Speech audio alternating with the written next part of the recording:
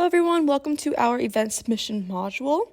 The first thing you're going to want to do is log into SetterSync. This will be your home page once you log in. On the left-hand side, you'll see a profile picture of your club or organization. That's from the main hub that gets you to everything. You can click on that, go to Events, and it'll bring you to a page with all of your event submissions. You're going to click that blue Create Event button. Here's where you'll start putting in all the details of whatever event you want to submit for. So I'm just going to put in test event for training modules. You can also select a theme. So I'm going to put learning just because this one is an educational type of module. And you're also going to put a description of your event. So you want to make sure people on SetterSync, other students, know what's going on at this event. So if it's going to be just test event for training modules, I would obviously add a little bit more detail here, let them know we'll be going over how to submit an event on SetterSync.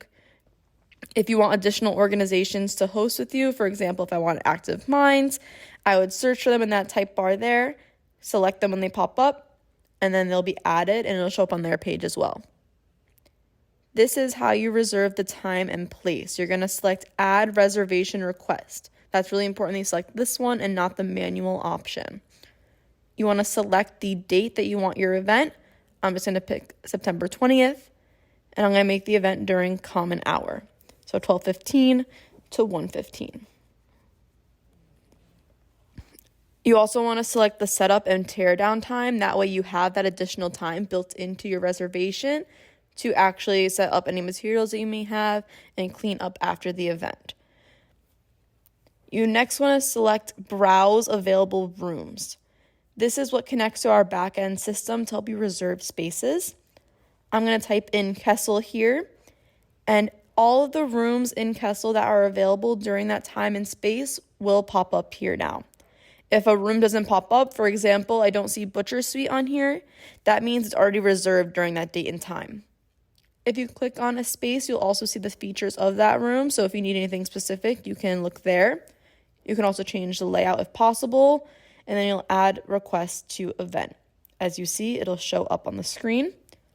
If it's a recurring meeting, you can select that add another date button and then go through the same process with however many dates you may have for that event or meeting.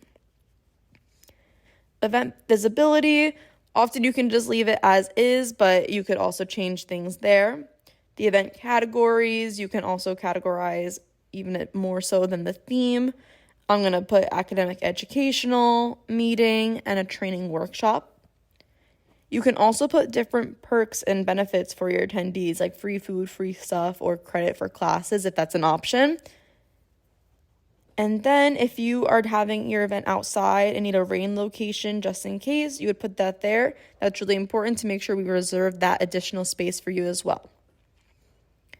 If you would like your event to be an RSVP event, you can select these options here.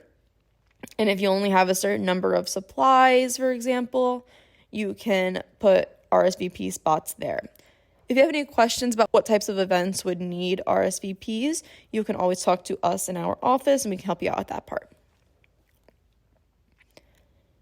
You're going to check all that and then select Next. This is also post-event feedback, not a required option for your event submission, but you can always take a look at it or ask us for help. You want to upload a photo for your event. If you choose not to select a photo, the theme that you choose in the beginning, so for example, I picked learning, will auto-generate an image. You'll have the option to complete submission, but you're going to continue to custom fields. You'll select whether you're a fraternity or sorority or a student org, and then whether or not you're going to submit a budget request.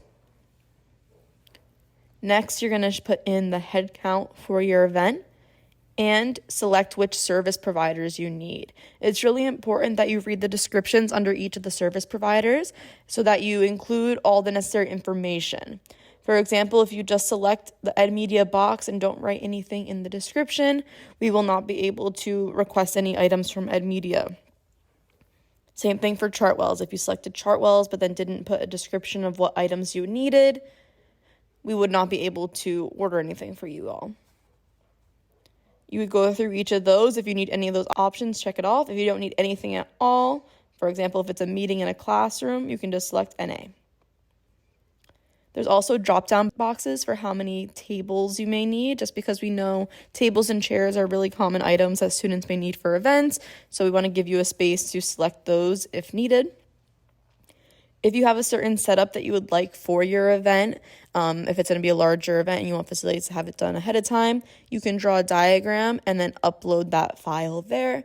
We will send that directly to facilities. That way they can follow the directions of that setup. And then if there's any other information you want to include, you put that in that box there. Hit next and you'll see your submission. You can go to any of those links there and check. If everything's good, you'll hit submit.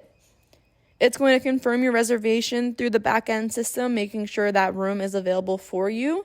And once it sees that it is available, the request will go through. So now it's in our inbox to approve that event, and you are all set.